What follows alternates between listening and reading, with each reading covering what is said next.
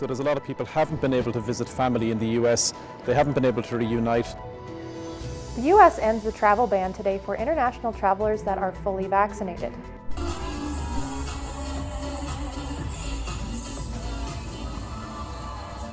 The lights on Broadway are back on for the first time since the pandemic. I just feel very passionate about using those resources to find that one student that needs the support. BYU finds ways to give students the extra help they need for school online. Welcome to UniverseLive. I'm Emily Jones. And I'm Amy Griffin. It's Good News Monday when we bring you the good news from the weekend to brighten up the start of your week. More than 70% of BYU students are currently taking an online class. But who are the people behind the curtain orchestrating it all, and what drives them? Joseph Andreasen is in the field asking just that. Joseph? I'm standing just outside the Harmon Building. Located on the corner of University Parkway and 7th East, this building plays host to the offices of those working in BYU Online, whose efforts enable students to thrive on and off campus. I supervise almost 500 TAs that support students in online classes, and so I just feel very passionate about using those resources to find that one student that needs the support. Even at BYU, where we have really good students, really high achieving students, they come and they struggle for many reasons. You get a wide variety of issues and problems that students have, ranging from like physical issues, mental health issues, understanding material issues, not feeling supported issues. So what's the key to helping the roughly 25,000 participants in online classes? Help students feel like they belong and to minister to them without students feeling like you are being ministered to. But as altruistic as the mission sounds, it can be challenging to help students who are not always aware that help is available. I feel like online classes tend to have like the stigma that you don't have much support, you're completely on your own, when in reality we have so many TAs and employees and lead TAs, student supervisors that are all working together to make sure that the students get the support they need and more. I am very passionate about it, and I almost to the point where I'm a little weird. Well, in a world in which online learning is sometimes the only option, it's good to have people working to give you, well, the best options. Reporting in Provo with UniverseLive, I'm Joseph. Well, I actually have class starting in a minute here. I've seen your GPA, Joseph, so I mean it when I say good luck.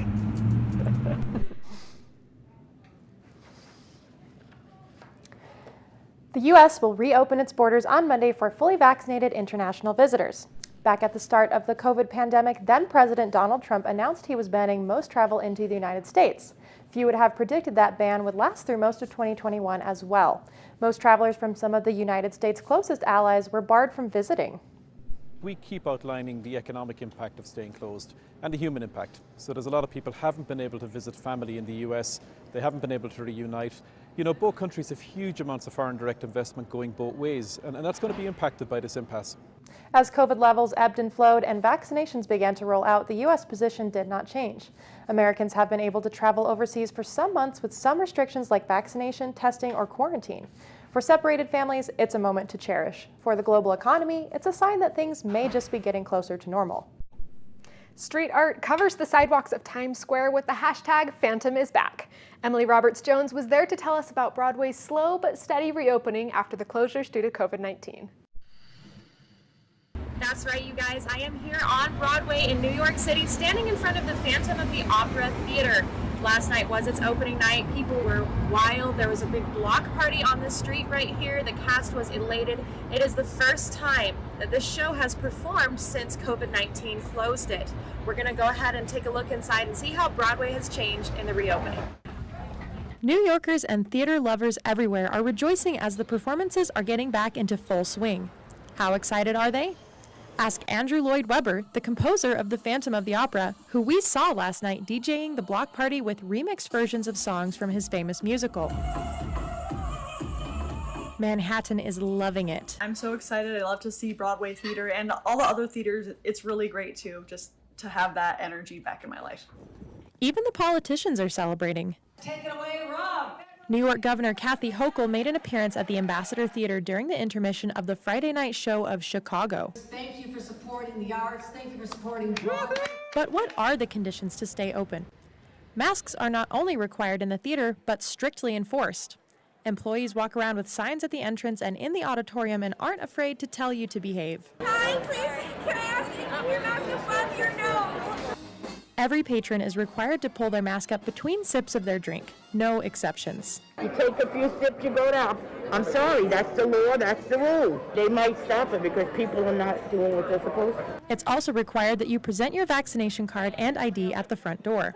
Theater lovers don't mind. They're just happy to be back in the action again. I like to enjoy theater, but I like to study it and see how I can make my own work better. Hashtag Phantom is back, you guys. It has been so amazing to be here, to feel the energy, the excitement. We are all so excited to see what Broadway is going to pump out next now that things are reopening. It's a far cry from Utah, but in your free time, go ahead and check out the shows that they're playing right now. This is Emily Roberts-Jones reporting for UniverseLive. Idaho's newest temple of the Church of Jesus Christ of Latter-day Saints was dedicated yesterday. President M. Russell Ballard, acting president of the Quorum of the 12 Apostles, presided at the dedication of the Pocatello, Idaho Temple in 3 sessions. Assistant Executive Director of the Temple Department, Gary B. Sabin, and his wife Valerie joined President Ballard in the cornerstone ceremony. Brothers and sisters, it is our special privilege to set the cornerstone and be part of this ceremony. More than 250,000 people of many faiths attended the public open house for the temple in September and October. The Pocatello, Idaho Temple is the 6th temple in Idaho and the 170th operating temple in the church. 2 other Idaho temples have been announced in Burley and Rexburg North. Get your sunscreen out because this month is National Healthy Skin Month. Katie Ann Powell is at the BYU Biocoms lab to tell us how to keep our skin healthy during the dry winter months. Katie?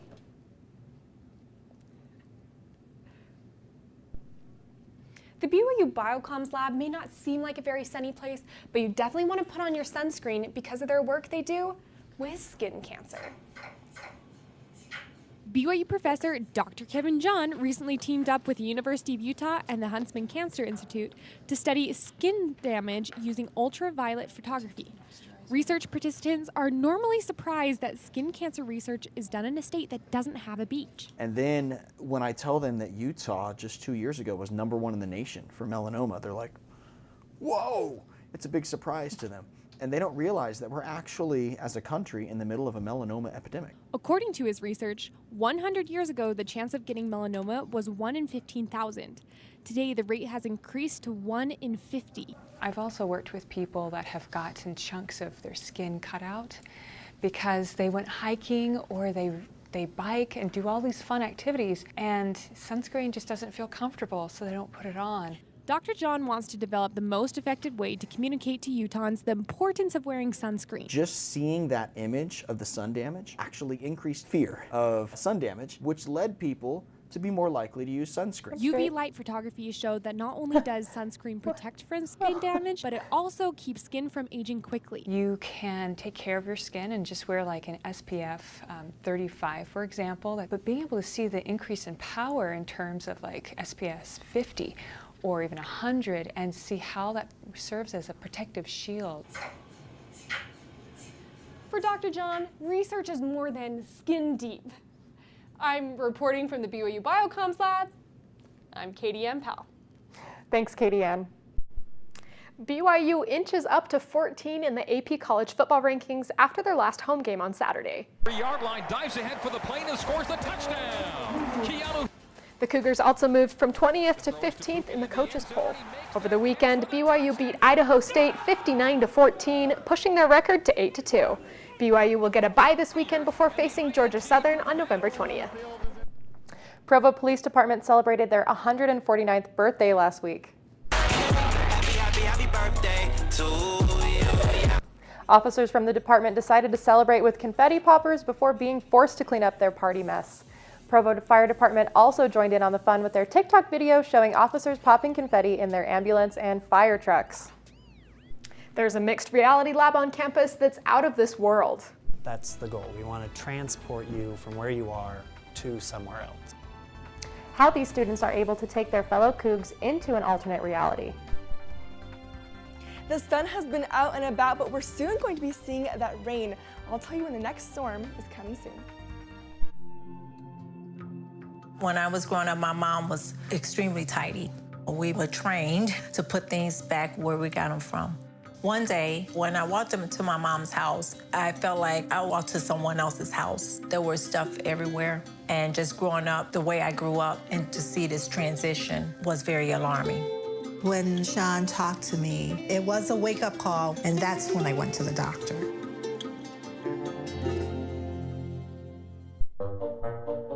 They call me Prince like I'm royalty or something. But the places I've lived ain't no palaces. So I don't need grilled salmon or a new scratching post. Just give me a cardboard box and a can of tuna and we're good. You can even change my name. I'm cool being the kitty formerly known as Prince.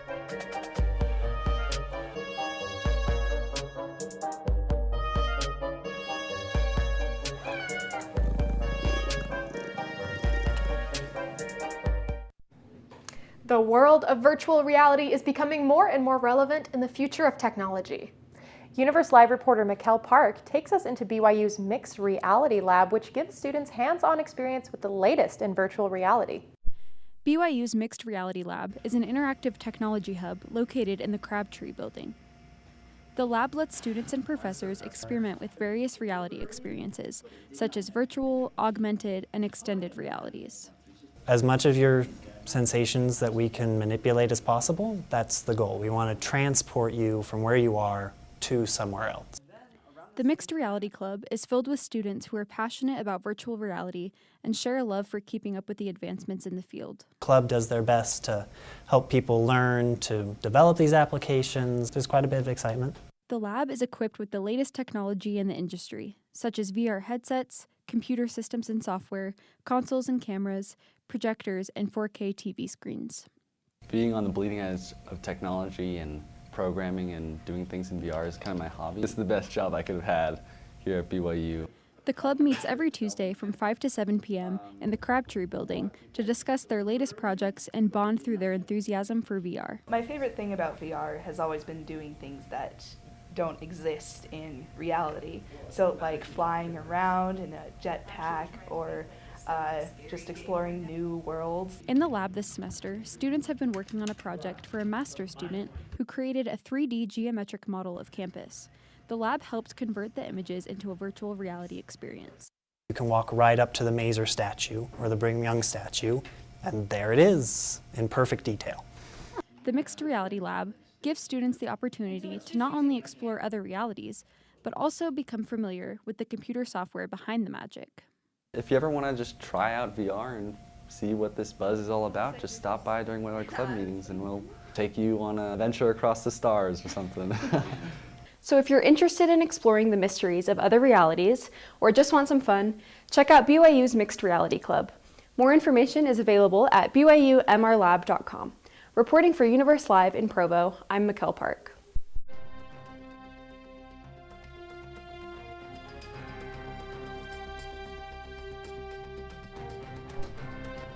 You are looking at the BYU campus or the Science Center there in the left, and those clouds are there, but you can really see that big, beautiful sky. The campus is shadowed by the mountains and clouds, and that really is going to foreshadow what we're going to be seeing on early this week. Behind me on the skies in our radar, you can see the clouds moving over Utah. You can already see that outside right now. That is going to bring us rain early this week, as well as some snow in the high mountains, bringing us cooler temperatures. And we can really see that at night as we talk about our temperatures right now. Logan, 50 is your high, 33 as your low. You can see we're right here in the 30s, low 40s for most of us there. Salt Lake City and Provo, you're going to be at 40 degrees at night. St. George, 73 is your high, 52 is your low. So really getting cold there at night. And then when we drop down to southern Utah in the next week, Tuesday and Wednesday, that's when you'll see the clouds. Then the sun will be out until that weekend. Beautiful. We are going to be there in the 70s, low 70s, high 60s. And then again in those 40s at night. And then in northern Utah, we're seeing that rain the next couple of days, possibly on Veterans Day as well. And then the clouds are going to be coming for that weekend. 50 degrees around there in the daytime, and then 40 at night, 30, 40s at night. This is when we're going to see the cooler temperatures, and it was kind of interesting. We saw the warmer temperatures earlier this week and in this weekend, but now we're going to get into normal fall temperatures. You know, I'm glad because the warm weather was starting to feel a little suspicious. I wore shorts on campus. It was Bold. odd. Bold choice. You know, I'm excited for the rain. And speaking of rain, it is raining leaves all around campus. That's right. UniverseLive reporter Samantha Burrell tells us what BYU plans to do with all the leaves on the ground. That is the sound of fall, and over the next few days, leaves will be falling from trees as grounds employees rake, blow, and haul them off to the compost yard. The leaves look beautiful spread all over campus, and students have fun kicking and stomping to hear them crunch beneath their feet. But for the health of the grass, the leaves need to go on a little journey. All of the leaves, all of the grass, and the tree branches that we prune, even up to the tree stumps, we send down to the MHA. So that's material handling area. In a few days, it will look like the leaves have disappeared, but they've actually traveled just 2 miles from campus. This is our composting yard, our material handling yard, where we process the composting material. The crews organize the leaves and other organic material collected into separate piles depending on where it is in the course of its journey. The gardeners will bring their leaves into this area and dump them off in the pile behind me. And then through a process of grinding it and running through the large machinery here, finer material is loaded back onto the gardening trucks and taken back out onto campus to beautify the campus. The process sounds simple enough, but it takes between 8 months and a year before crews return the leaves to campus as mulch. In my opinion, BYU is most beautiful this time of year, but it'll be compost soon, so I recommend that you catch the fall before it's gone. But I leave that up to you. Reporting for UniverseLive on BYU campus, I'm Samantha Burrell. Thanks, Samantha. We love all the puns. You know, BYU does such a phenomenal job of recycling. Did you know that every year the recycled milk cartons from campus get turned and compacted into hay bales and they make a haunted corn maze out of them? Who knew? Very We're good at eco-friendly. recycling. Thanks for joining us today. Have a great day. Yeah, I've been there a couple